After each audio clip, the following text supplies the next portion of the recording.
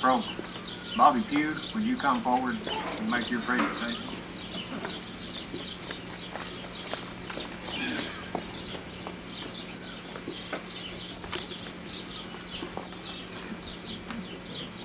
Good evening. Tonight we're here to honor Mr. Perriman. But first I'd like to acquaint you with Mr. Perriman that we know as the students. Most of y'all know him as a fun-loving, calm, and quiet guy.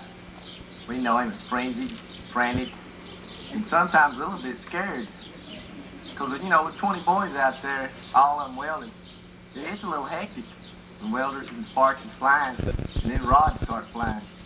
That does get hectic. But Mr. Perriman's been a great teacher to us. He's always helped us, and he's always given advice to us that you couldn't get nowhere else with the same kind of authority and strength that Mr. Perriman's given us. Mr. Perriman has had to put up with a lot from us each year, and I'm sure he felt that each year he wouldn't be back. He couldn't handle one more year. But he made it, and we made it. Well, most of us made it. But Mr. Perriman, tonight is a testimony to what he has done for us, of all the help he has given us. And Mr. Perriman, they say I'm a good speaker, and they say Jeffrey's a good speaker. But I don't think if it hadn't been for Creed, and you telling us boys, get them speeches in on time, or that F, we'd have never talked. And when you're back there telling us, fellas, gather around. Or fellas, we knew he was going to get a lecture, and most of the time it was a good one. But most of the time we needed it. Mr. Perriman, I'd like to say thank you for all the help that you've given us. Thank you.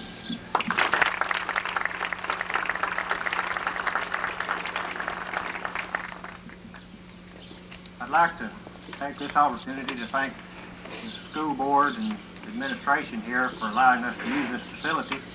Mr. Edwards has worked as hard as some of the rest of us to see that this program went off tonight as smoothly as possible. This time I'm going to call on Mr. John Edwards, our superintendent here, for a few words. Mr. Edwards. While he's coming up, let's give the board and the administration a round of applause for our show them our appreciation.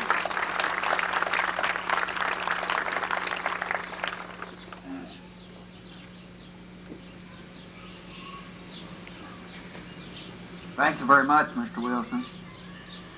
Mr. Perriman, from my standpoint, and for you people out there, I feel it's been an honor for me to having served with Mr. Perriman this year. I've only been here 1 year, and I want to convey some of the feelings that have been conveyed to me to you, Mr. Perriman. And to do that, and I want to speak for the Board of Education. In 37 years, Mr. Perriman has seen a few board members come and go, but there's one here that was here on the board in 1949 when Mr. Perriman was hired, and that's Mr. Pete Snow, and he's here. So I want to speak from the viewpoint of the board here, Mr. Perriman, and call your attention to an event that happened over 200 years ago, when Thomas Jefferson, John Adams, and Benjamin Franklin, our founding fathers, decided about putting something on the coin that the newly formed United States was going to mint. And they wanted a Latin phrase, and they called it E pluribus unum, meaning out of many comes one. And this community feels that way, Mr. Perriman, about you. Out of many, you come to us and stayed 37 years. It's a long tenure, and it's a good tenure. At the same time, our founding fathers was talking about a symbol for the United States. And they had a lot of suggestions. Benjamin Franklin suggested the wild turkey. We had the bear, there's a big push for the black bear, but they settled on the eagle. So I want to talk a little bit about the eagle, the Kenta eagle, and the eagle that represents the United States. It has always represented, we're not the first one to use it, the Romans used it. We use it as a symbol of bravery and courage and strength. Sometime, and I don't know when, that symbol was adopted in 1782. I don't know when the Kenta school chose the eagle as its symbol, but it has the same purpose behind it, a lofty idealism for education. They chose the eagle because it protects its young very well. So Mr. Perriman has taught the young people to be better farmers, to be more resourceful, to help them when there was something to be done. He was there first, helping out. He was the veterinarian in the community. He was the one who taught them about better pastures in the beginning, back when it was first started, about vetch and clover and cover crops. So on behalf of the board, Mr. Perriman, I want to present a plaque to you for 37 years of loyal and dedicated service to the young people of this community in the field of agriculture, and for 3 years of military service defending our cherished way of life. We want to present this to you.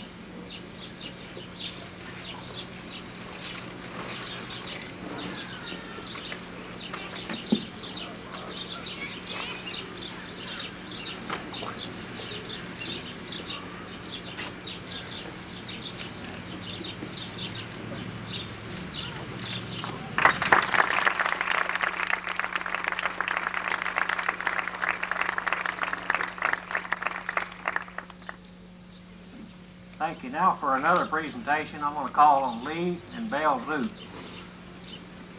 For those of you who don't know them, Lee graduated about the same time Mr. Perriman did and taught Go Ag over in Floyd County, and then later became the coordinator for the young farmers in the eastern part of the state, and is retired a few years ago.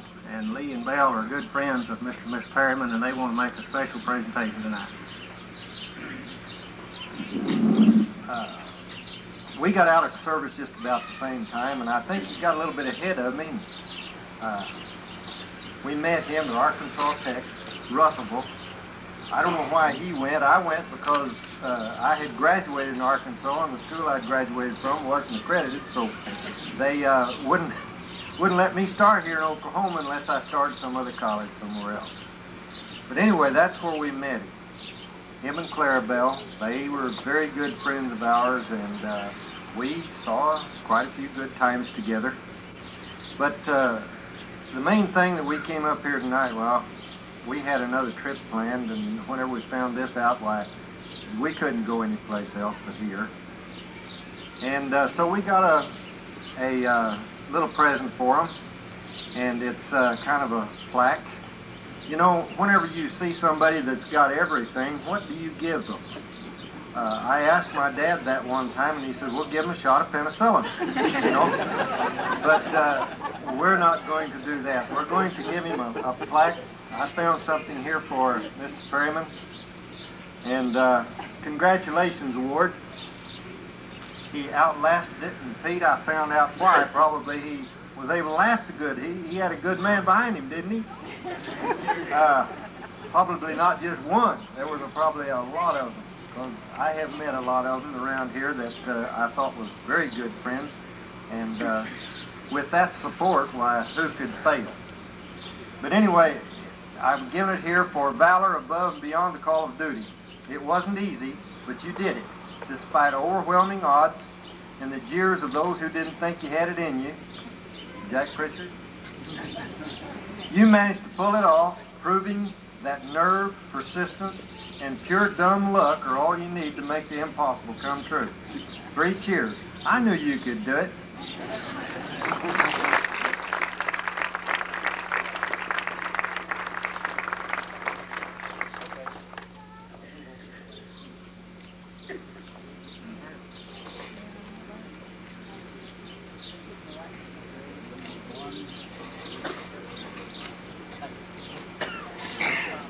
You know, they say behind each good man is a woman. So we know what Clarabelle's done. We've been friends for years, too. And this is just a little something to remind her that she is retired and can do what she wants to do when she wants to. And talking about coffee, this came to my mind, so I bought a little plaque for her to put in the kitchen. Coffee break 9 to 5 daily.